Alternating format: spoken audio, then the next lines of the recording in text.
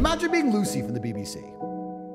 The story of Lucie is as follows. When I first went to jail, on my jail phone, I ended up speaking to my PR team, and they said, this girl Lucie wants to come give you an interview, and she wants to tell the truth about your case. She doesn't want to matrix attack you. I said, that's a lie. Yes, she does. And she goes, no, she wants to ask about why you're in jail without charge, how men shouldn't go to jail without trial, how this is a violation of your human rights. She wants to ask about what life's like in jail. She wants to make it very interesting. I said, who does she work for? And they said, the BBC. And I said, the BBC do not want to do anything but matrix attack me. So anyway, they convinced my PR team that this was not a matrix attack, and they came in friendly, and they sat down, convinced it was not a matrix attack, and we had cameras running in the background, which they didn't know, and then they instantly matrix attacked me and tried to make a fool of me. Yep. Lucie even admitted on BBC Radio 4 at a later date that she had been rehearsing for 2 months for that interview. Really? Yeah. Bloody hell. Imagine rehearsing for 2 months, setting a man up, lying, pretending it's going to be a softball interview or an interesting interview. It's not even softball. It'd be interesting to ask actually pertinent questions, and instead matrix attacking him, and off the top of his head, when he just came out of a jail cell for 93 days of solitary confinement, getting destroyed. These people must hate me. Of course they hate me. It's interesting. I just sit there and make a fool of them. They even took down the interview after as well. Of course the second you released your one, because they released like a 15-minute version of it, and obviously your one was like an hour and a half or whatever it was. It's like SEAL Team 6 breaking into a man's house and them all getting beat up with a spoon. Yeah. Like, there's no way that I should have won that fight.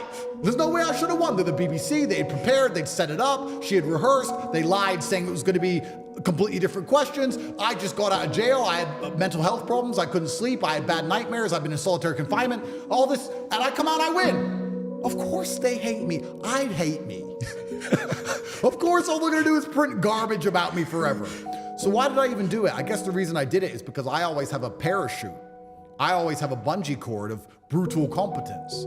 And that competence has come from conflict, and I'm very well versed. I can argue any point. I can argue when I know I'm wrong. I can argue the sky is green. I can argue anything. There's no point I can't argue.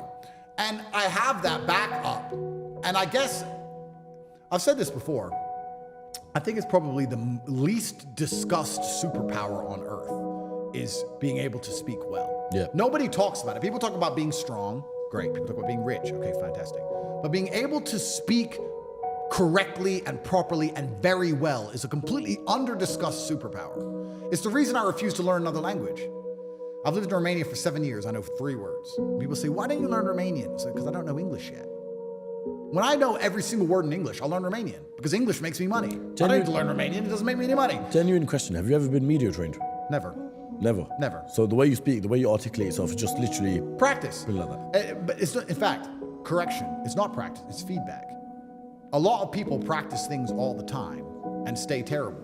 I had a guy say to me, in the war room, we actually do this training. I train the guys in the war room how to speak better. And that's one of the best things you can learn in life. And that's one of the reasons the war room is so valuable, because at the war room events, we do specific training for this particular task. And the guy was saying about how his business has improved, how much more money he makes, and how much better he is with girls, and et cetera, et cetera. And I was saying, yeah, okay, fine. But the reason I speak so well is not because I'm practiced, because this man was older than me. It's like, you've been speaking longer than I have. Yeah.